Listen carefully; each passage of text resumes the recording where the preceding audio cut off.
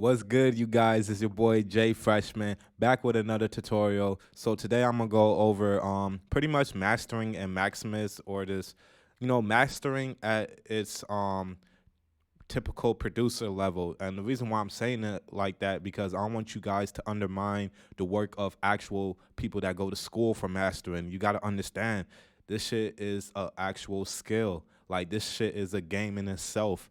Like it's not all put together, just like if you really think about music production, each thing is a skill. Like the drums in your beat, you could be a lot better if you were a drummer. The melodies in your beat, you could be a lot better. It could be a lot better if you were a pianist or a guitarist. Like those are the high levels of each part of production.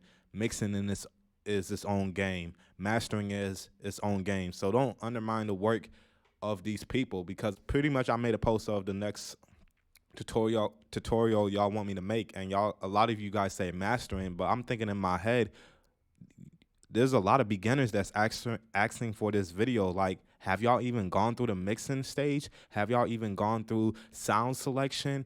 Like, there's a whole process before you even get to the mastering. The mastering is just a polish. The mastering ain't going like fix all the like sound selection, the missed sound selections that you did, or the fucked up EQ shit that y'all did, fucked up compressions that y'all did. It's not gonna fix that. So y'all need to take it step by step. But so just understand, like, really understand all these tutorials that you watch on people mastering their beats. They're not really mastering are unless they classify themselves as an engineer that really went to school for that shit, or they really learn from top professionals on mastering. Mastering is a whole big game. I just gotta stress that, you feel me? um Even myself, I don't act like I know everything. To be honest, I'm gonna tell you guys my route, and I have to start the video off like this, man, because I need you guys to not undermine the work of these people. So let's just go to a few tabs real quick.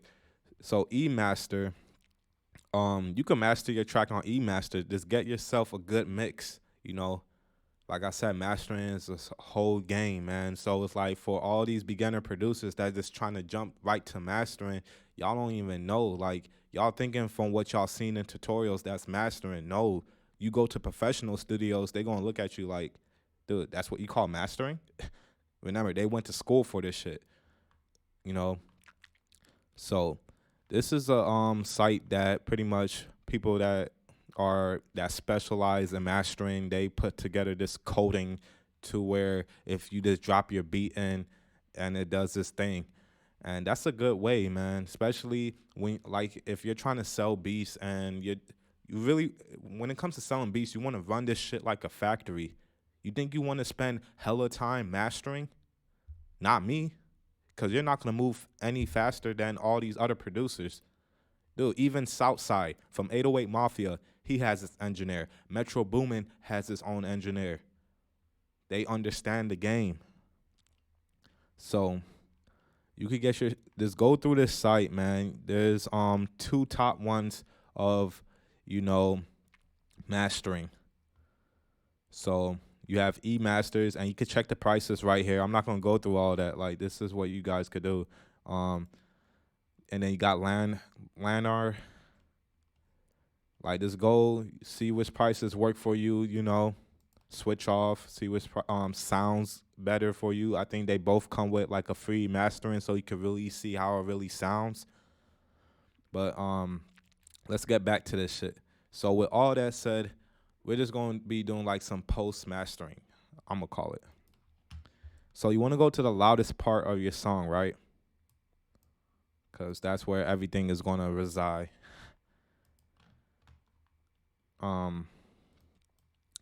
So I just did like a submaster because the way I have my vocals set up for this tutorial. So don't even worry about it. Everything should go to your master. So just pretend this is the master, all right? So we're gonna open up Maximus. Where's the fuck is that? All right. I'm gonna open up Ozone just so I could show you guys visually what's going on. You guys have to understand. The reason why I like to do like two things at once so you can understand context, you know, especially with Maximus, it doesn't really give you a good visuals on shit. So open up Ozone. All right. And then I'm gonna open up the EQ. All right. So now we're like kind of set to go. So we gonna open up Maximus. So okay, for the most part, me honestly, I prefer like if Maximus was my only choice, I'll probably just go to E Master and Landar. You feel me? And because there's a lot of restrictions when it comes to mastering Maximus, but we gonna get to it. And I also brought up Ozone 8 because Ozone 8 has its own mastering, and so that's just like Landar. And me personally, I like to use this. So if you guys want to know the secret of my mastering, this is what I do. Like, I make this shit real easy for me. Hold on, because there's some delayed composition going on. So let me delete this. All right.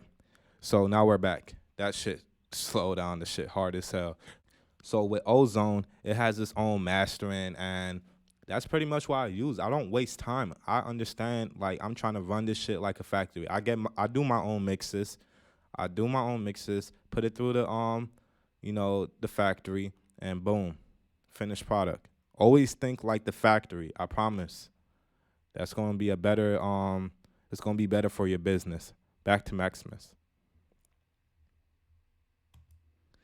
All right, so with Maximus, we're gonna only pay attention to these knobs, this knob, and this knob, and probably these knobs. And you don't have to worry about saturation and shit, cause you might want to use something else. So we're gonna solo the lows real quick.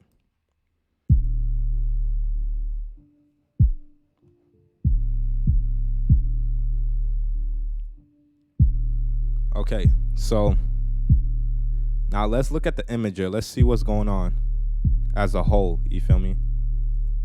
This is why I'm using two.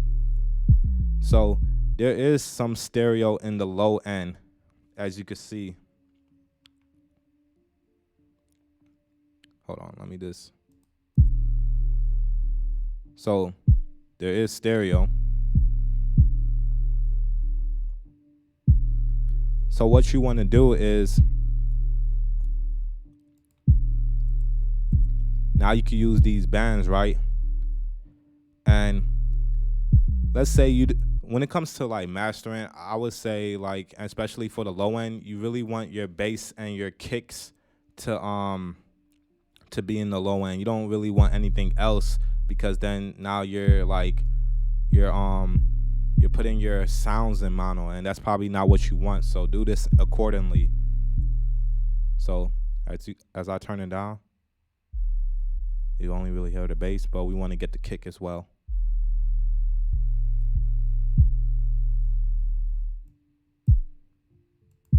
See, I can still hear the melody. And that's a good spot right here. And usually you want to put your bass in mono. And putting your bass in mono, you see, now it's a straight line. There's no like little zags coming off how it was before. It's pretty much the same thing in Isotope, where I just solo the low end and then just put it in mono. That's the same thing that we're doing. That's why I like to show you guys the visual aspect of it. And then so this part is the compression.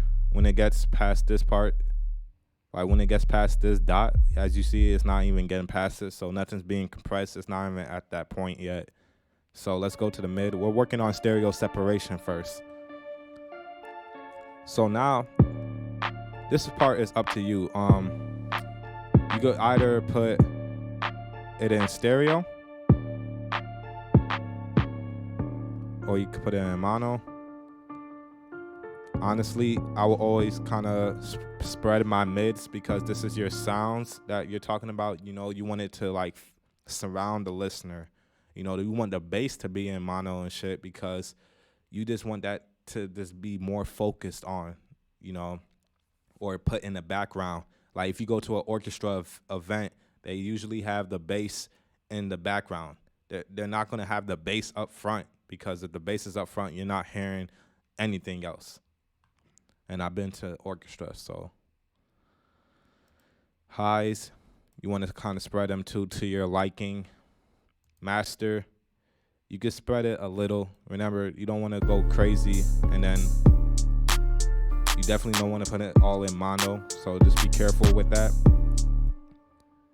So now, this is when, you know, mastering in Maximus, this for beginners, this is not really a lot of you guys pointed this plugin out, but honestly, I don't think this plugin is for beginners because you have to learn a lot of your fundamentals to really understand this. And so at this point with the low end, okay, let's say you have a reference track. A lot of people say, a lot of producers will tell you, or engineers, they will tell you it's good to always have a reference track, meaning to get one of your favorite songs in the genre that you're making and just kind of match it up. So what I'm doing here initially is, let's say in the other genre, the bass is more present, more louder in the low end, then I could bring it up like that. You feel me?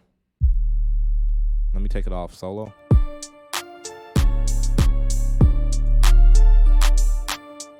So let's say if we was matching it up with our reference track, it's either if we have to turn down our bass because it's too loud. See? Or if we have to turn it up. And initially what we're doing is we're going like this. So it's either we turning it down or we turning it up. So me personally, if I was using Maximus for that reason, I'll probably just go to the EQ and mess with the bands there. So like if it needed more low end, I'll boost the low end. And there's one part in Maximus, well, what you could do in Maximus, you could just bring down your mids, like to cut out the mud. But obviously that will be you gotta understand context because that wouldn't be smart. Because look how you're gonna be bringing down 100 to 2K. You're gonna be messing with all those frequencies. So it wouldn't make sense if you're trying to take out mud to this dip the pre-gain in Maximus. That wouldn't make any sense because you're bringing out way too much. You're pretty much doing this in the EQ, and you don't want to do that. So if there's some like little artifacts that you want to fix, do it in the EQ so that you could just dip some like right here.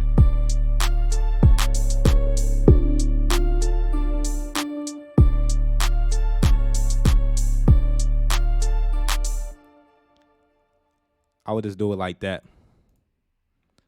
So I wouldn't even really mess with the pre-gains in this shit. Really, I will only use this for stereo separation, and if you wanna I would prefer limiter over Maximus, to be honest. And then the rest I'll do with the EQ and shit. Because unless you're using the Maximus for the stereo separation part, that's cool, you feel me? Other than that, I wouldn't even bother. But since you guys wanted to know how to master in Maximus, so the next part will pretty much just bring up your pre-gain. And that's the same as if you was to have your limiter. Bringing up your gain like that. So hold on, we're going to just do it in Maximus first.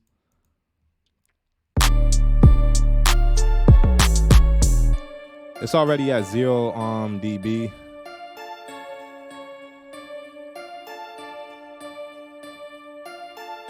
Hold on.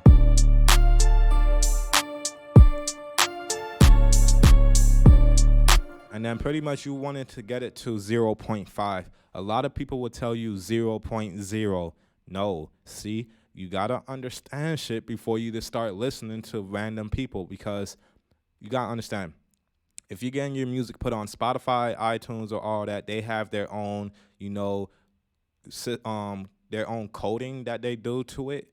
So they need a little bit of room. You feel me? Just like an artist needs room. You want to give an artist a beat that hits 0 dB. They have no room to work with.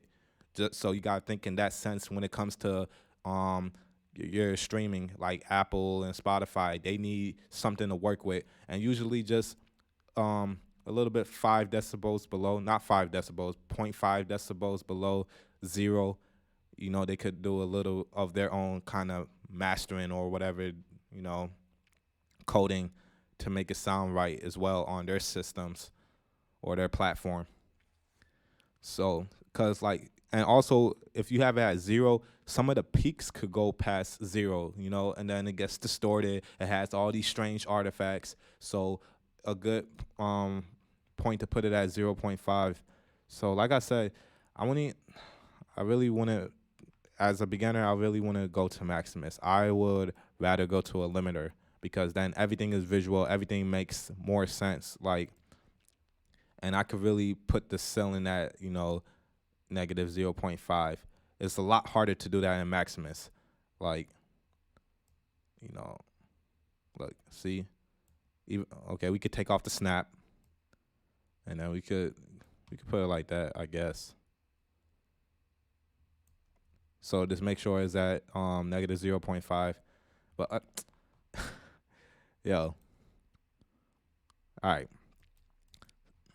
So, and then we could just bring up the volume and it's just a better visual. Even though if you have an old version of Maximus, it might not look like this. You might want to upgrade. So pretty much it kind of looks like the limiter, but the limiter is a lot better.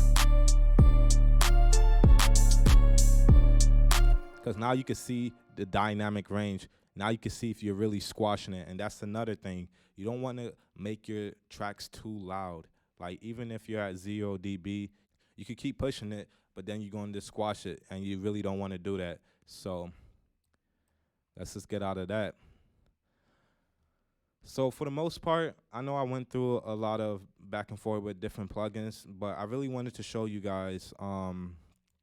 Let's just go over the main steps. So we want to work on our stereo separation, so we could use Maximus if you don't have iZotope. If you have iZotope, Ozone, Imager, I advise you to use that. And then, put your bass and kicks in mono. And this is not like I'm not telling you guys to do this all the time. There's going to be times it's all about context. You already know I'm all about context. So you could do your stereo separation in Maximus, and you could manage your bands also in Maximus. Other than that, I will go and then fix up anything, like if you have a reference track, which I highly recommend, then you could see what to boost and what to take out, and I would do that with the EQ. Then I would use the limiter to like bring up everything. Remember, put it at negative 0.5, so that you could have a better mastering for before you put it on Apple and all that, so they could have their own, so they could put their own like effects or coding to it. Now you could get like fancy with it. You could add like your saturation plugin, but don't get too crazy, because remember, you're affecting the whole track. So that's pretty much it, man. Like I said, I rarely do my own mastering, not because I don't know how to. I mean, I don't know how to on a super professional level, and most producers that you see don't know how to do it on a super professional level. I mean, and even if they do, that's cool with them. But if you don't, you gotta be honest with yourself. Is that something you want to learn? Is that something you want to go through a whole process and go to school for? Or, not saying you have to go to school. You could go to an engineer that knows how to master it, and they went to school, and have them teach you. But remember, that's just more time out of your business. So are you about your business, or you're about your hobby? And that's what you really gotta decide. And I'm about my business, so I'm not gonna be wasting time trying to figure out mastering. Maybe when I'm on a higher level and I have a whole team together, then I could be like, okay, let me spend some time mastering my own stuff for fun or whatever. But other than that, if you're coming up, gotta be smart. Work smart, not hard. So if you like this video, like and subscribe. And I highly recommend share this with your producer friends because a lot of them could be going down the wrong path. You know, as a path for a producer, and you want to do this as a business, you really want to be thinking smart, man. Everything is context. Be smart. All right, it's your boy Jay Freshman. Have a nice day.